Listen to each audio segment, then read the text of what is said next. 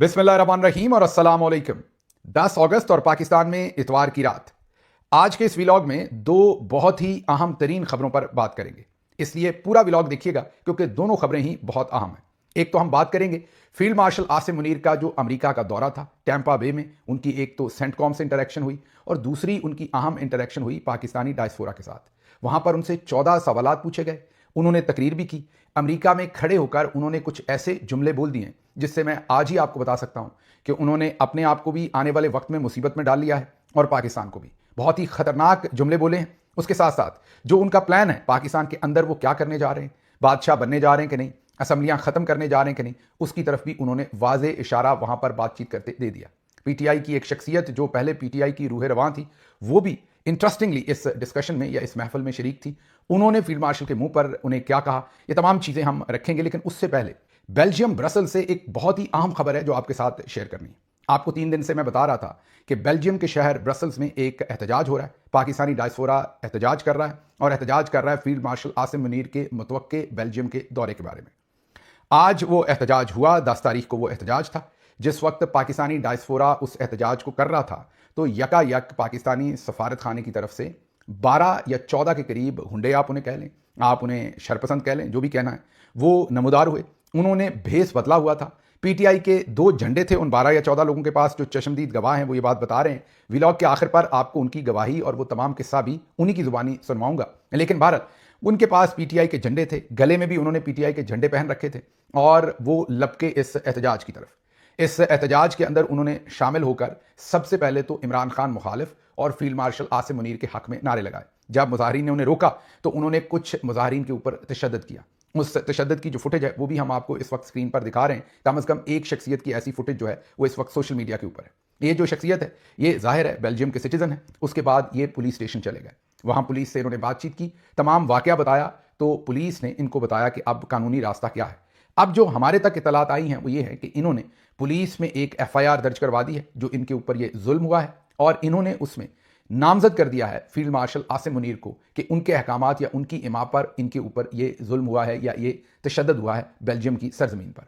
अब मामलात और भी संगीन इस तरह से हो जाते हैं कि फील्ड मार्शल साहब आज 10 तारीख को किसी भी वक्त या कल 11 तारीख को बेल्जियम के अंदर कोई ना कोई इवेंट करने जा रहे हैं, मतलब वहां भी इंटरेक्शन करने जा रहे हैं। अब जो अमूमी रवैया है बेल्जियम की कानून नाफिज करने वाली एजेंसीज का, इससे पहले भी ऐसा ही वाकया जो है वो हो चुका है एक और मिलिट्री डिक्टेटर के साथ कि उनके खिलाफ ऐसे ही एफआईआर दी गई थी।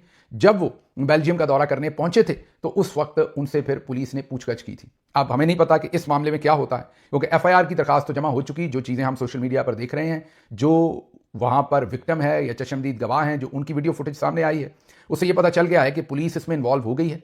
एफआईआर के लिए एप्लीकेशन दे दी गई है। अब पुलिस इसके ऊपर क्या एक्शन लेती है ये बात की बात है। जाहिर है सफारत खाने का जितना भी अमला होता है उनके पास तो डिप्लोमेटिक इम्यूनिटी होती है। हाँ, अगर वो खुद हमला करते किसी के ऊपर और कोई क्रिमिनल एक्टिविटी खुद करें तो फिर तो कार्रवाई हो सकती है। लेकिन अगर महज उन पर यह इल्ज़ाम होगा कि उन्होंने लोगों को भेजा तो फिर सबसे पहले तो उन लोगों के ऊपर कार्रवाई होगी। फील्ड मार्शल आसिम मुनीर साहब से पूछगिछ होगी बेल्जियम के अंदर या नहीं, अगर वो वहां जाते हैं, ये अभी कहना कबल वक्त है। लेकिन जो मैंने पढ़ा है बेल्जियम के जो कवानीन है, अगर ये एफआईआर दर्ज हो गई और इसमें properly field marshal Asim Munir साहब को नामजद कर दिया, जो डॉक्यूमेंट सामने आ रहे हैं उसमें उनको नामजद किया हुआ है, तो उनके लिए बेल्जियम में मसाइल बन जाएंगे। एक और ऐसा ही इवेंट आज डेनमार्क में भी हुआ। डेनमार्क में जो पाकिस्तानी एम्बेसी है वहां पर एक इवेंट करवाया गया। Event field marshal Asim Munir साहब की सताइश करने के लिए था, लेकिन इवेंट उस वक्त इंटरेस्टिंग सूरत हाल इख्तियार कर गया जब वहां पर इमरान खान साहब के ऊपर हमला करना शुरू किया गया नाम लिए बगैर। और हमला किया गया ऐसे लोगों के थ्रू जो वहां पर उस एम्बेसी के इवेंट पर बैठे थे। मुझे नहीं पता वैसे वो दोस्त एम्बेसी के इवेंट पर लेने क्या गए थे, अच्छे भले लोग हैं वो, इमरान महबूब और दूसरे दोस्त, मैं जानता हूं उन्हें, लेकिन बहरहाल वो भी वहां तशरीफ लेके गए थे। और वहां पर जब इमरान खान साहब पर हमला करने की कोशिश की वर्बली, वहां पर मौजूद जितने भी लोग थे उन्होंने जो तकारीर कर रहे थे, उसमें एम्बेसडर साहब भी थे, दूसरे लोग भी थे, तो वहां मौजूद हॉल में एक शख्सियत जिनका नाम इमरान महबूब है, उन पर भी हमला आवर हो गए। वो स्टेज पर आ गए, उन्होंने जवाब दिया, उन्होंने भी भरपूर जवाब दिया। और फिर वहां पर जो actually event field marshal Asim Munir की सताइश के लिए किया गया था, उसी इवेंट में, उसी हॉल में इमरान खान जिंदाबाद के नारे लगना शुरू हो गए। तमाम हाजरीन ने टेबल बजाकर पुरजोर आवाज में इमरान खान जिंदाबाद के नारे लगाना शुरू किए। तो जो पूरे का पूरा इवेंट सजाया गया था वो इसलिए किया गया था कि पीटीआई के खिलाफ नाम लिए बगैर लते लें पीटीआई के, फील्ड मार्शल की सताइश करें, और वो डेनमार्क में भी बात उल्टी पड़ गई, वहां पे भी आज एक बड़ी अजीमत करनी पड़ी है। अब चलते हैं आज की अहम तरीन खबर की तरफ, और वो है फील्ड मार्शल की तकरीर और उनके फिक्रे, उनके अल्फाज जो उन्होंने अदा किए हैं Tampa, United states of America में। ऐसे अल्फाज, ऐसी प्रॉब्लमैटिक लाइन्स, ऐसी कंट्रोवर्शियल लाइन्स जो बोलकर उन्होंने अपने आप को तो मुसीबत में डाला ही है, साथ साथ तमाम पाकिस्तानियों को भी डाल दिया है। ये जो इवेंट है ये टैंपा बे में हुआ। वजह आपको पता है इस इवेंट की कि जो जनरल कुरेला की सबसे बगदोशी थी या रिटायरमेंट थी उस पर गए हुए थे, उसकी हम ज़्यादा बात नहीं करते। आपको पूरी तफसील बताते हैं। जो द प्रिंट एक बहुत ही मोतबर इंडियन जरीदा है, उन्होंने इस इवेंट पर तकरीबन 120 के करीब पाकिस्तानी गए थे। उन्होंने उनसे बात की और मुतअद्दिद लोगों से बात की जो वो लिखते हैं, और उन्होंने एग्जैक्ट वर्ड रिप्रोड्यूस किए हैं फील्ड मार्शल साहब के। जब मैंने ये स्टोरी पढ़ी, उससे पहले तो मैंने किसी से बात नहीं की हुई थी, लेकिन जब ये स्टोरी पढ़ी तो फिर मैंने कुछ लोगों से रब्ता किया। पहले पूछा कि वहां कौन कौन गया था, फिर जो लोग गए थे चंद, उनसे रब्ता करके पूछा गया कि वहां पर क्या ये सब कुछ ऐसे ही हुआ है जो प्रिंट लिख रहा है। उन्होंने ना सिर्फ ये बताया कि बिल्कुल हुआ, बल्कि उन्होंने कुछ और चीजें मुझे बताई जो द प्रिंट मिस कर गया है, जो उससे भी ज्यादा हैबतनाक है, खतरनाक है। तो वो तमाम चीजें आपके सामने रखता हूं। 10 मिनट में सारी स्टोरी वाइंड अप करेंगे। कोशिश होगी कि हर चीज आपको बताएं, क्योंकि बहुत ही खतरनाक बातचीत वहां हुई है, जिससे इंटरनेशनल अफेयर्स में फील्ड मार्शल क्या करने जा रहे हैं वो भी उन्होंने बताया, और पाकिस्तान के अंदर उनके क्या प्रोग्राम है वो भी बताया। तो सबसे पहले तो ये 5 स्टार होटल ग्रैंड हायत होटल टैंपा फ्लोरिडा में ये इवेंट था। ब्लैक टाई डिनर था। होस्ट इसके अदनान असद साहब थे जो ऑनररी कौंसल ऑफ पाकिस्तान है इन टैंपा। 120 पाकिस्तानी डायस्पोरा के गेस्ट इसमें अटेंड कर रहे थे। मेन्यू सीजर सैलड था, टमाटर का सूप था, टमाटो बिस्क, उसके साथ साथ चिकन और सैमन की चॉइस थी। फूड के ऊपर लिखा हुआ था कि तमाम फूड हलाल है। ये सब कुछ द प्रिंट प्रोड्यूस कर रहा है। जहां पर ऐसी इंफॉर्मेशन होगी जो प्रिंट में नहीं, एक्सक्लूसिव हमारी है, वो मैं आपको बताऊंगा।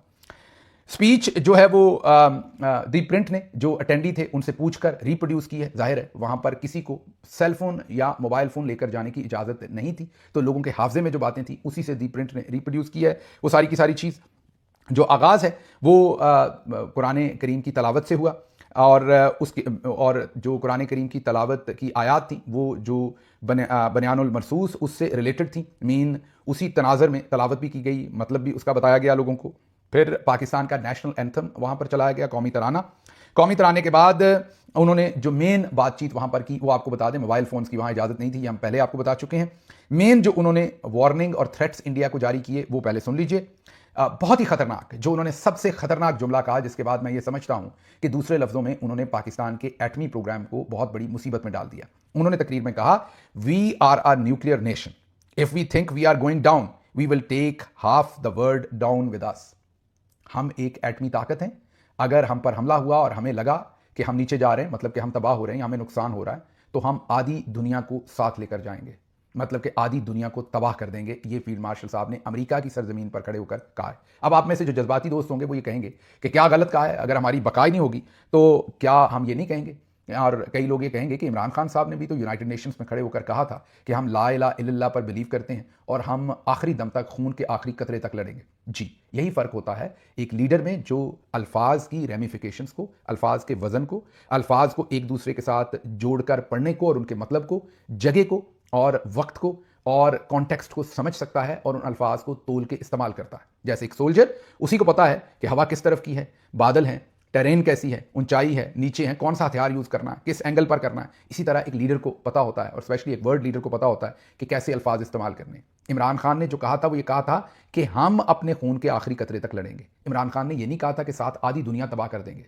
अब ये एक जुमला कहना और एक चीफ ऑफ आर्मी स्टाफ की तरफ से कहना जिसके पास न्यूक्लियर के बटन है, वो ये कहे कि अगर हमें कुछ हुआ तो हम साथ आधी दुनिया तबाह कर देंगे, तो इससे जो आधी दुनिया है वो क्या सोचना शुरू करेगी। और फिर ये भी ना पता हो कि कौन से वाली आधी, तो इसका मतलब पूरी दुनिया ही ये सोचना शुरू कर देगी, क्योंकि ये वाली आधी है, ये वाली किसी को नहीं पता कि इनका ऐसे ही फटा हो गया इंडिया के साथ, तो साथ ये हमें भी रगड़ देंगे। तो इनका तो बंदोबस्त करो पहले, इनसे ये न्यूक्लियर, ये खिलौना, ये उबाश किस्म के लोगों के हत्थे चढ़ गया, इनसे ये वापस लो, ये तो किसी टाइम भी चला सकते हैं। बहुत ही खतरनाक, बहुत ही इररिस्पॉन्सिबल स्टेटमेंट। अगर वो यही स्टेटमेंट सिर्फ इंडिया की हद तक देते कि अगर इंडिया हम पर हमला करेगा तो हम तो डूबेंगे सनम, तुझे भी ले डूबेंगे, मतलब कि इंडिया भी हमारे साथ ही नीचे जाएगा, तो कोई मसला नहीं था। लेकिन ये जो उन्होंने इससे आगे चले गए ये उन्होंने डबल डाउन किया, पता नहीं 10th डाउन किया है, कि उन्होंने कहा कि आधी दुनिया ही साथ तबाह कर देंगे। इससे जो फनेटिक आइडिया है उनकी तमाम बातचीत के अंदर, उसको दुनिया नोटिस भी करेगी, लिखेगी भी, और हमारा बंदोबस्त करने का आज से कोई ना कोई प्लान भी बनाएगी। तो बहुत ही खतरनाक जुमला नहीं कहना चाहिए था, फील्ड मार्शल ने कहा। आगे चलें। आगे उन्होंने कहा कि इंडस ट्रीटी, हमने इंडिया को वार्न किया है, इंडिया अगर डैम बनाएगा हम इंतजार करेंगे, डैम बन जाएगा जब तो हम 10 मिसाइल मारेंगे और डैम को तबाह कर देंगे, हमारे पास कौन सी मिसाइलों की कमी है। अब देखिए, मैं मुखालफत बराए मुखालफत नहीं करूंगा, आपका ये जुमला ठीक है, ये भी ना आप बोलें तो बेहतर है, क्योंकि आप आर्मी चीफ हैं, ये हुकूमत को करने दें ये सारी बातें, आप सिविलियंस को आगे रहने दें इस मामले में। लेकिन बहरहाल ये इंडिया सेंट्रिक है, पूरी दुनिया उस तरीके से आपको इसमें एक्सट्रीमिस्ट नहीं समझेगी।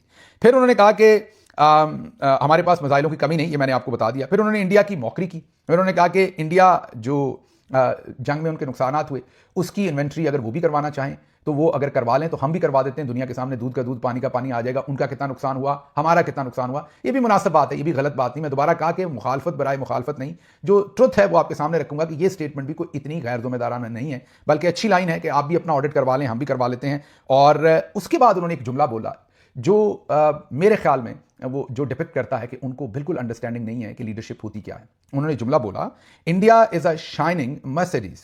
जी हाँ, उन्होंने कहा कि India is a shining Mercedes, India एक चमकती हुई मर्सिडीज कार है। मुकाबले में उन्होंने ऑन हाईवे पे जाती हुई एक चमकती हुई मर्सिडीज है। और उन्होंने कहा कि Pakistan is a dump truck, Pakistan कचरे का ट्रक है या कचरे वाला ट्रक है जिसमें कचरा भरा हुआ है, यह कहा उन्होंने। अगर इन दोनों का एक्सीडेंट होगा तो नुकसान किसका होगा। अगेन बहुत ही गैर जिम्मेदाराना, बहुत ही इल कंसीव्ड, इल डिलीवर्ड स्टेटमेंट। अपने मुल्क को कौन कचरे का ट्रक कहता है। एक कौमी, आप कहना ये चाह रहे हैं कि इंडिया का बिजनेस हमसे बहुत बेहतर है, उनकी इकॉनमी बहुत बेहतर है, उनके हालात बहुत बेहतर हैं, हमारी इकॉनमी बहुत कम है। ये ऐसे ही है जैसे आप अपने वालिद और वालदा से सवाल कर सकते हैं कि मैं जब पैदा हुआ तो आप लोग क्या सोच रहे थे, लेकिन आप सबको पता होता है कि आप पैदा कैसे हुए हैं, क्या हुआ तो आप पैदा हुए। तो आप अपनी वालदा से डायरेक्टली वो सवाल तो नहीं करते, बात तो वही सच होती है, बट आप उसको किसी तरीके से ही वो बात करते हैं ना अपने पैदा होने की। माजरत इस एग्जाम्पल पे, या और बहुत सारी बात, किसी की आंख गई हुई है तो आप उसको काना कहने के बजाय आप उससे यही कहेंगे कि आपकी आंख कैसे खराब हुई। ऐसे ही आप अपनी डिपिक्शन भी अगर करते हैं किसी चीज में, अपने बारे में भी कोई बात करते हैं, तो बहुत तरीके से आपको बात करनी होती है। यही बात अगर आप इस तरह से करते कि इंडिया की इकॉनमी, उनका जो इकोनॉमिक फ्यूचर है वो बहुत हमसे इस वक्त कम अज कम ब्राइट लग रहा है, तो उनका नुकसान ज्यादा होगा, इसलिए हम चाहते हैं, अगली स्टेटमेंट होनी चाहिए थी, इसलिए हम चाहते हैं कि जंग ना हो। इंडिया में भी गरीब लोग हैं, पाकिस्तान में भी हैं, उनकी बेहतरी। You need to talk like a statesman. आप अब चलें, बन ही गए हैं फील्ड मार्शल और आपने कब्जा कर लिया है, ये किस तरह की स्टेटमेंट्स आप दे रहे हैं। पाकिस्तान कचरे का ट्रक है, इंडिया चमकती हुई मर्सिडीज है। आपको अंदाजा नहीं है कि आप सारे पाकिस्तानियों से उनका कौमी वकार छीन रहे हैं। आप चीफ ऑफ आर्मी स्टाफ हैं, बल्कि इस वक्त तो आप सेल्फ प्रोक्लेम्ड खुद से ही फील्ड मार्शल भी हैं और पाकिस्तान के ऊपर आपका पूरे पर कब्जा है। मीन हेड ऑफ स्टेट बने हुए हैं अनडिक्लेयर्ड। अमेरिका तो आपको इस वक्त ऑलरेडी हेड ऑफ स्टेट का एक किस्म का प्रोटोकॉल यहां मिलता है। आप यहां खड़े होकर पाकिस्तान को कचरे का ट्रक और इंडिया को शाइनिंग मर्सिडीज कह रहे हैं। दैट मीन आपके पास विजन का लैक तो है ही, अल्फाज के जखीरे, उनकी अंडरस्टैंडिंग, उनकी रेमिफिकेशन का भी आपको बहुत ज्यादा लैक है। या तो किसी से तकरीर लिखवा लें, फिर जिसने अगर लिख के दी है ये लाइन तो उसको भी 21 तोपों की सलामी है, वो क्या कह रहा है। सादा बात अगर आपने कहनी थी कि इंडिया का नुकसान ज्यादा हमारा कम, तो इसे किसी ऐसे तरीके से कहिए जिससे अपने आप को कमतर महसूस ना करवाएं। पाकिस्तान के ऊपर ऐसी बात ना करें कि जिससे पाकिस्तान का जो एक ओवरसीज पाकिस्तानी है या पाकिस्तान के अंदर रहने वाला पाकिस्तान भी है, पाकिस्तानी भी आप उसे कह रहे हैं कि इंडिया जो है वो शाइनिंग मर्सिडीज है और पाकिस्तान कचरे का ट्रक है। This is the analogy you got to deliver over there. Very disturbing, very surprising. बहुत ही मुझे अफसोस हुआ उनकी ये बात सुन के। आगे चलिए, फिर उन्होंने रिलीजियस फ्रेमिंग भी की कुछ। उन्होंने कहा कि पाकिस्तान, दो रियासतें हैं दुनिया में जो इस्लाम के नाम पर बनी, एक रियासत मदीना, जिसको उन्होंने फिर दोबारा गलत वहां पर बात की रिलीजियसली, वो मैं कोई उन पर फतवा नहीं दे रहा, मैं हिस्टोरिक कॉन्टेक्स्ट में उन्होंने दोबारा रियासत तैयबा का, हमेशा से वो रियासत मदीना थी, रियासत तैयबा कभी नहीं थी। लेकिन इमरान खान की मुखालफत में फील्ड मार्शल बजिद हैं तारीख को बदलने में और रियासत तैयबा कहते हैं बार बार। तो उन्होंने फिर कहा कि एक तो रियासत तैयबा, जिसको मदीना को रियासत तैयबा कह रहे थे, वो बनी थी, दूसरी पाकिस्तान मजहब के नाम पर ये रहती दुनिया तक रहेगी। और जैसे मदीना के नीचे से बहुत सारे मिनरल्स निकले हैं, पाकिस्तान के नीचे से भी बहुत सारे मिनरल्स निकलेंगे। अब हजूर, रियासत मदीना तो उधर ही है, हमारी रियासत तो दो हिस्सों में 1971 में टूट गई हुई है, तो जाहिर है बांग्लादेश भी फिर रियासत मदीना ही है, उसी की तरह ही है, मतलब कि वो भी मजहब के नाम पर ही बना हुआ मुल्क, आधा टूट गया। तो हजूर देखिएगा कहीं जमीन के नीचे से जो रियासत मदीना को मिला था वो कहीं बांग्लादेश के हिस्से में ना आ जाए, जो हमारे काम है इधर वाले हिस्से में ना निकले। तो ये मंजन हम लोगों को क्यों बेचते हैं कि ये रहती दुनिया तक, ये तभी तक मुल्क रहते हैं जब तक वहां के अमाल दुरुस्त होते हैं, वहां इंसाफ का निजाम होता है, वहां अवाम के साथ जस्टिस होता है। इनजस्टिस, आप किसी भी नाम पर कोई रियासत रियासत बनाएं, अगर आप वहां खल्के खुदा के साथ जुल्म करेंगे तो वो रियासतें बाकी खुदा न खास्ता नहीं रहती। और हमारे साथ 1971 में ये हो चुका है क्योंकि हमने नाइंसाफी की थी, लेकिन अभी भी हम बज़िद हैं। वो नैरेटिव जो है वो बार बार लोगों को जज्बाती करने के लिए इमोशनल सौदा हम बेचते रहते हैं। ये बात भी उन्होंने की। फिर इससे भी इंटरेस्टिंग बात जो उन्होंने की वो मिलिट्री रोल इन पॉलिटिक्स, ये बात उन्होंने की। वहां बाबर गौरी बैठे हुए थे जो साबिक एमक्यूएम से, उनके साथ उन्होंने बड़ा तौहीन अमेज सलूक किया और उन्होंने कहा कि war is too serious to be left to the generals but politics is also too serious to be left to the politicians. उन्होंने ये कहा कि जंग जो है वो सिर्फ जनरल्स के ऊपर नहीं छोड़ी जा सकती जैसे ये कहा जाता है, इसी तरह सियासत भी बड़ा सीरियस काम है, ये भी सियासतदानों के लिए नहीं छोड़ा जा सकता।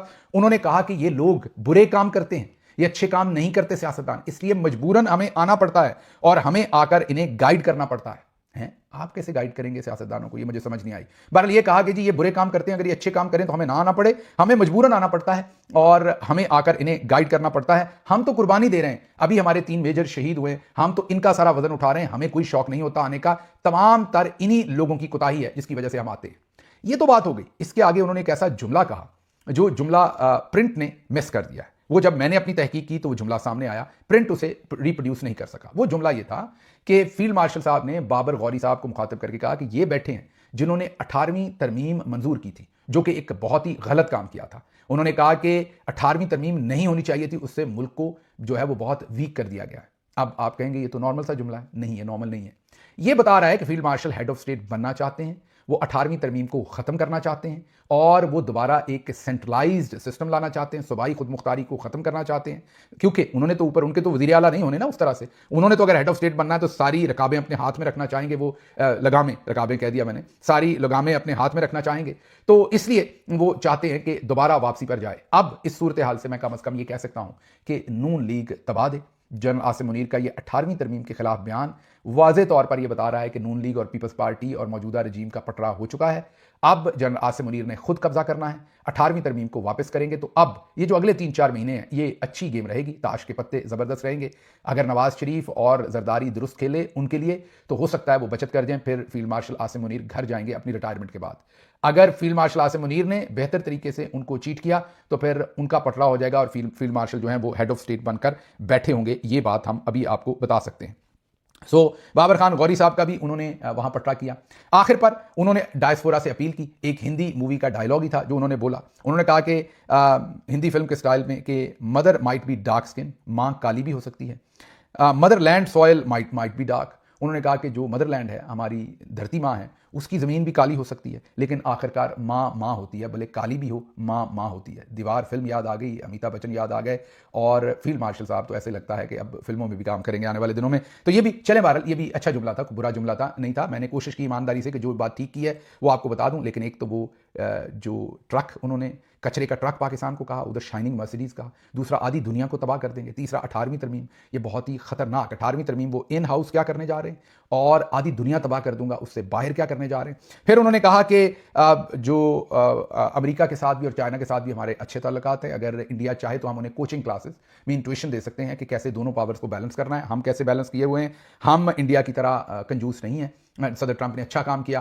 तो हमने उन्हें नोबेल पीस प्राइज़ के लिए नामजद किया, को अच्छा काम करे तो हम उसको जो है वो अप्रिशिएट करते हैं और हमें ये अप्रिशिएट करना आता है। तो ये बातें फील्ड मार्शल साहब ने वहाँ कहीं। आप ज़रा थोड़ी सी गौर कीजिएगा, हम रियासत तैयबा हैं, हम हार्ड स्टेट हैं। ये आज उन्होंने हार्ड स्टेट नहीं कहा, ये मैं सिर्फ उनके पिछले और आज के बयानात को साथ मिला के आपके सामने एक सिचुएशन रख रहा हूँ। हम रियासत तैयबा हैं, हम हार्ड स्टेट हैं, हम कूड़े से भरा हुआ ट्रक हैं, हम शाइनिंग चमकती मर्सिडीज़ जो कि इंडिया उससे टकराएंगे तो उसका नुकसान होगा। अगर हमें खतरा हुआ तो हम साथ आधी दुनिया को तबाह कर देंगे, आधी दुनिया को मार देंगे, उससे साथ लेकर मरेंगे। पूरी दुनिया के ऊपर न्यूक्लियर हमले की धमकी दे दी हमने। माँ काली हो सकती है, धरती भी काली हो सकती है, काली भी हो तो माँ माँ होती है। फिल्मी डायलॉग, ये हो क्या गया है हमारे फील्ड मार्शल को। एक तरफ बड़े फिल्मी हैं, एक तरफ एक्सट्रीमिस्ट हैं, दुनिया को मारने की बात करते हैं, एक तरफ सेल्फ स्टीम बिल्कुल लो ले गए, कचरे का ट्रक है, एक तरफ रिलीजियस स्कॉलर बन रहे हैं, रियासत मदीना को रियासत तैयबा कह रहे हैं, एक तरफ डिक्टेटर बन रहे हैं, हार्ड स्टेट कह रहे हैं। What are you doing? हाँ, बहरहाल बहुत ही खतरनाक सूरत हाल है। अच्छा, अब वहाँ पर प्रिंट ने जो नहीं बताया वो आपको बता देते हैं। 14 सवालात हुए टोटल इसमें, इस जगह पर सवालात करने की भी इजाज़त दी गई। एप्रिशिएट किया फील्ड मार्शल साहब ने सवालात पूछने वाले लोगों को। 14 सवालात हुए। इंटरेस्टिंग सवाल सबसे फौजिया कसूरी साहबा, जो माजी में पाकिस्तान तहरीक इंसाफ में थी, वो भी वहाँ पहुँची हुई थी। उन्होंने फील्ड मार्शल साहब की बलाएँ लीं, उन्हें कहा कि आप कितनी बड़ी कुर्बानी दे रहे हैं, आप कितने अजीम इंसान हैं। शायर यहाँ अर्जी दे रहा है, CV दे रहा है कि मेरी तरफ भी ज़रा थोड़ी सी मेहरबानी करें। तो फौजिया बाजी जो हैं उन्होंने भी वहाँ बड़ी प्रेज़ की और साथ कहा कि मैं तो इंसाफ की मुहिम में आई थी, मायूस हो गई थी, अब आप जो कर रहे हैं आप करते रहें। मतलब उनका यह था कि इन्फिनिटी, अब आप जारी रखिए और PTI को दबा कर रखिए। ये तमाम बातें बाजी फौजिया कसूरी साहबा ने वहाँ की। आज तक वैसे उनसे एक दफ़ा भी पाकिस्तान के अंदर जो खवातीन के साथ हुआ, जो कुछ भी हुआ, उस पर मेरे सामने उनकी कोई स्टेटमेंट आज तक नहीं आई। फिर ये 14 सवालात के अंदर उनसे दूसरे लोगों ने पाकिस्तान के मुस्तकबिल पर सवाल किया। एक ने सवाल किया कि आप सदर ही बन जाएं, आप क्यों नहीं बनते सदर? लोग कहते हैं आप बन जाएंगे तो आप सदर बन जाएं। तो उन्होंने ज़िया उल हक साहब की तरह से मुस्कुरा कर ये जवाब दिया कि नहीं, मैं नहीं बनना चाहता। लेकिन वहाँ पर जिस तरह से उन्होंने कहा था उसमें शायर समझ सकता था कि वो बनना चाहते हैं। गवर्नेंस के ऊपर उनसे सवालात हुए, गवर्नेंस कैसे बेहतर हो सकती, और भी बहुत सारे सवालात। ये हिस्सा दी प्रिंट में रिप्रोड्यूस नहीं हुआ था कि उनसे 14 सवालात किए गए और उन्होंने वहाँ पर क्या जवाब दिए। फिर उन्होंने फासिक की खबर की बात वहाँ की कि कोई फासिक खबर दे तो उसको भी जो है वो चेक कर लेना चाहिए। अब हमें नहीं पता इद्दत में निकाह का गैर इस्लामी केस, लोगों को बताना कि कितना गंदा था, ये फासिक खबर है। अगवा बराए बयान, ये फासिक खबर है। इसके अलावा लंबी लिस्टें हैं फासिक खबरों की, और अब उनको सब कुछ को बताए तो इंसान क्या ये फासिक खबरें होंगी, ये मुझे नहीं पता। बहरहाल ये जो कुछ वहाँ हुआ, आई एम शॉक्ड, क्योंकि ये जो 2 स्टेटमेंट्स हैं, मैं आखिर पर फिर रिपीट कर देता हूँ कि हमें कुछ हुआ तो हम पूरी कह दिया सॉरी आधी दुनिया साथ तबाह कर देंगे, एटम बम मार देंगे, सबको मार देंगे साथ। बहुत ही गैर जिम्मेदाराना स्टेटमेंट, हमारे न्यूक्लियर के ऊपर बहुत बड़ा क्वेश्चन मार्क इससे बना खुदा न खास्ता बना डाला है। उसके साथ साथ 18वीं तरमीम के खिलाफ बयान जो है वाजे करता है क्या करने जा रहे हैं, और उसके साथ हमें कचरे का ट्रक अपने ही मुल्क को कह डालना। एक हेड ऑफ स्टेट जो खुद साख्ता भले हैं लेकिन हेड ऑफ स्टेट हैं, जो कौमी हमीयत है उससे, जो कौमी वकार है, उसके बारे में आप खुद ही फैसला कीजिए। अपने कमेंट्स ज़रूर लिखिएगा, जो आम व्लॉग होते हैं उसके ऊपर कमेंट्स अपना भरपूर तज्जिया दिया करें नीचे, और कमेंट्स आपके मैं ज़रूर पढ़ता हूँ, ये ज़हन में रखिएगा। ये मेरी आदत है, मैं रोज़ जवाब नहीं दे सकते ज़ाहिर है, लेकिन मैं आपके कमेंट्स ज़रूर पढ़ता हूँ, मेरी टीम भी पढ़ती है, इसलिए कमेंट्स ज़रूर दिया करें, इस पर ज़रूर कमेंट्री कीजिएगा आज के व्लॉग पर। अब माजरत की ये लंबा हुआ लेकिन इसने होना था, दोनों खबरें ऐसी थी। मुझे यहाँ से इजाज़त दीजिए, लेकिन जाते जाते आपको वो वीडियो मैसेज जो है वो सुनवा दूँ क्विकली, जो आज जो कुछ बेल्जियम में हुआ।